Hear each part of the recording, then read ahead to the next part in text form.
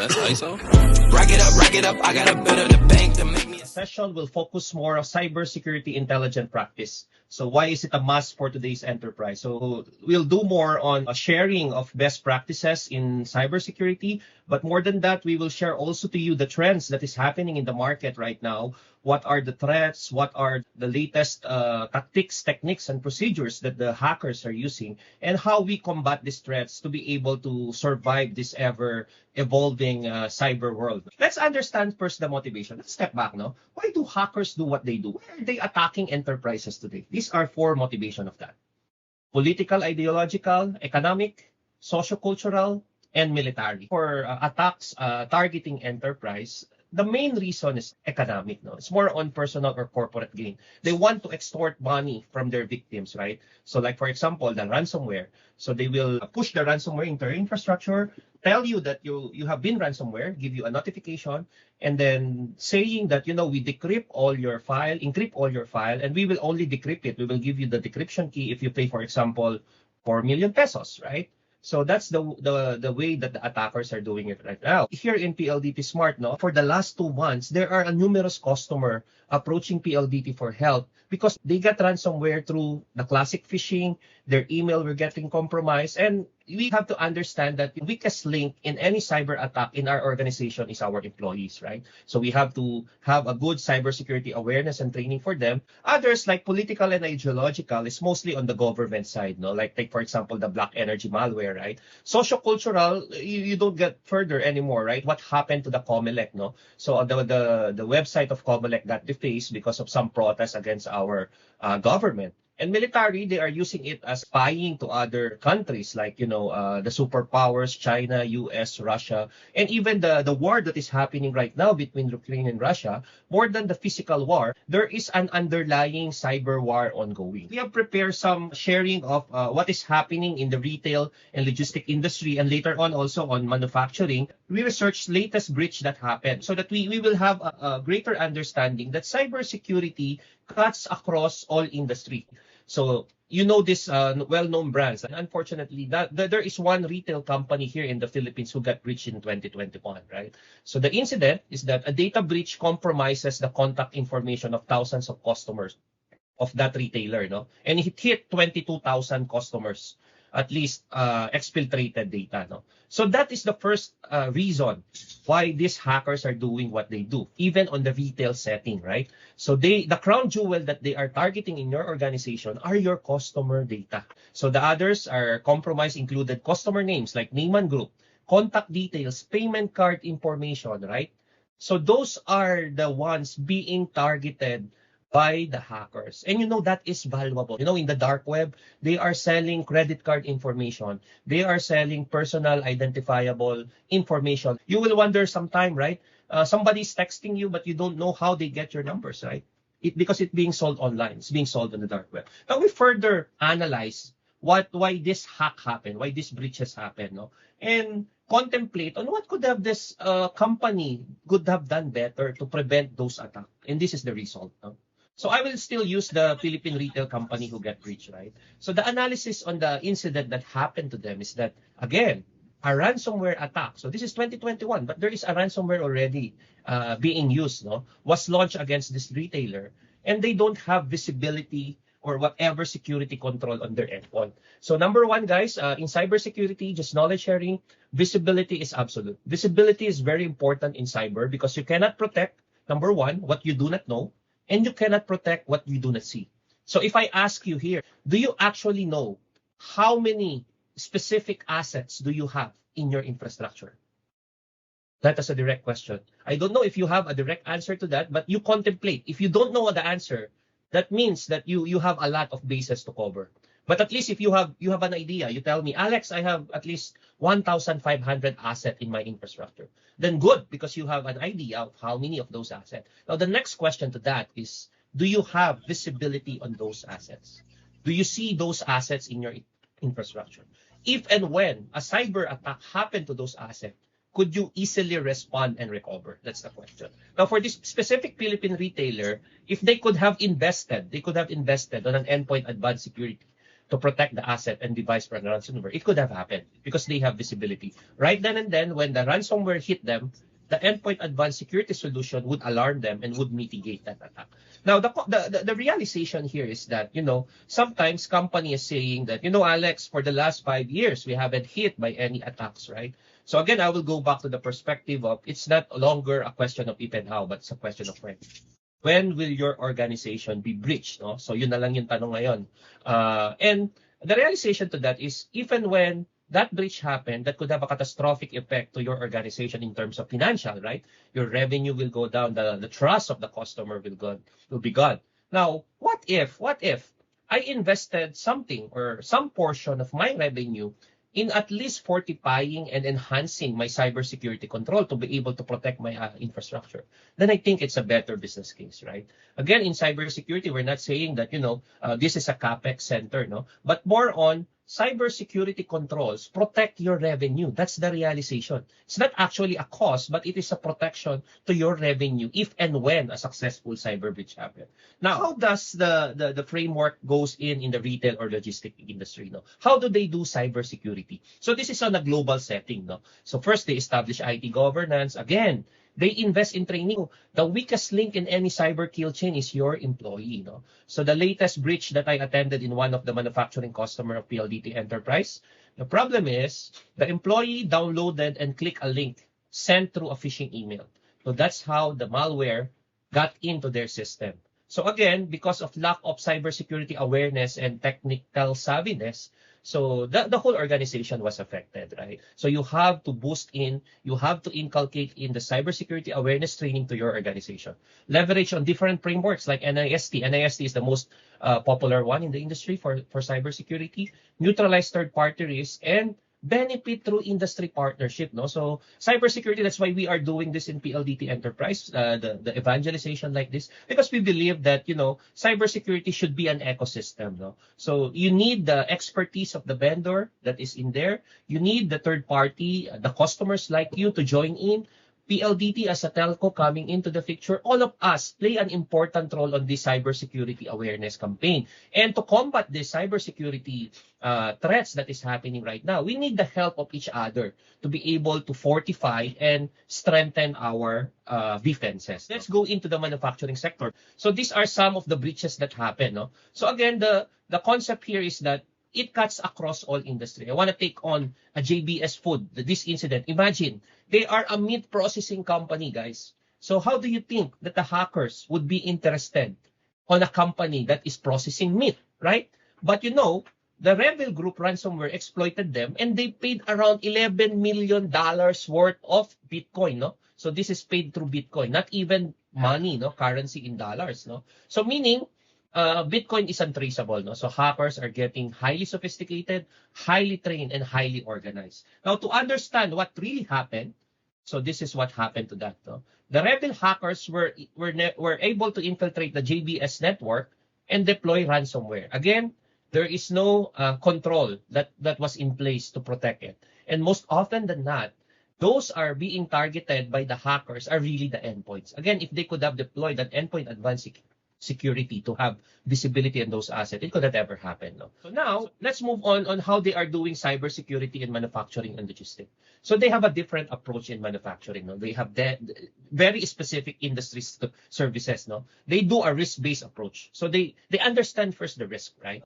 These are the things that they are doing, at least in the manufacturing and logistics. No? Identifying the vulnerabilities, segmentation is really important. Later on, I will share to you as well how we do it in PLDT as a telecommunication provider. Multi-layered IT security. So they are doing a layered approach in terms of security, multi-layered approach in terms of security. What are the types of cyber attacks affecting enterprise? Number one is data theft.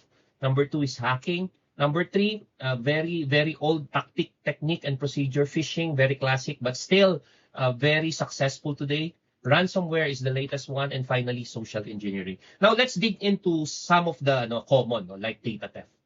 Imagine data theft is stealing personal information, PII, no? So that's the one they are targeting in data theft, right? So imagine this statistic, 662 million in 2010 to more than a billion in 2020. So that's how the numbers skyrocketed in data breach. This is in United States setting. So this is 39 seconds per year. So that's the estimated statistics that business will fall victim to cyber attack. Okay? And the average cost of a data breach is a whopping 3.86 million US dollar. So that's how data breach is being, or data theft is being populated right now in the industry. Now, phishing. So phishing is like, they are embedding a link or a malicious link to your emails, and then when your employee or someone in the organization click it or open an attachment, that's how the malware came into their organization. No? So in PLDT Smart, we actually do a phishing simulation. So we are testing our employees, if they get baited. That's an important cybersecurity awareness campaign to your employee. If they get baited to a phishing email, they will ask to attend a training regarding to how to spot phishing email, how to prevent phishing email, etc. So because this is very important in terms of your cybersecurity journey, even you have the greatest controls in your organization, the greatest security equipment installed in your organization. But if your employees are the weakest point and they are being targeted, still, all of those controls will fall into vain, right? And we don't want to send a false sense of security to you guys that if you have maybe a firewall in place in your organization, maybe an IPS and IDS, you are 100% secure. Again, that's false sense of security. You have to look at cybersecurity on an end-to-end perspective, okay? So the reason how people are duped using this phishing email, these are the stats. Because of curiosity, because I want to know this, right? Because of urgency, because of fear, because of job application received and order confirmation, especially right now that online shopping is on the verge, right? All of us are doing online shopping. So those are the targeted, tactics of the hackers, no? Now, let's go to the stats. So this is the stats I get from a month ago when I attended the CISO conference, CXO summit. And I want to share this with you guys. That number one, ransomware is still the number one unsolved problem worldwide. Imagine, according to FBI, so 62% year-on-year increase in ransomware. Okay, there is an attack happening every 11 seconds. Imagine that. Every 11 seconds, there is a cyber attack. Fortunately, it's not in your organization, but definitely somewhere, sometime, that attack will be targeted to yours. And you have to work hand in hand to be able to prepare for that attack.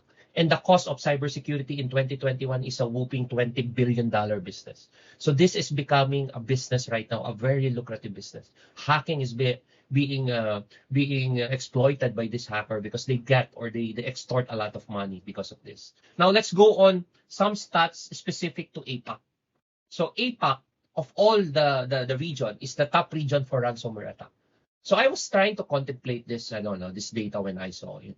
Then I realized most of the emerging economies are in APAC, right? So most of the new technologies are being deployed here. And this shift from one technology, from a legacy technology, old technology, to a new technology creates a lot of attack surface. That's why my conclusion here, that's why APAC is the most attacked region in the world, is because we are the emerging region in terms of technology, in terms of economy. Imagine, there is a ransomware happening 51 times per week. And there is an increase in attack just a year from 2020 to 2021 of 168%.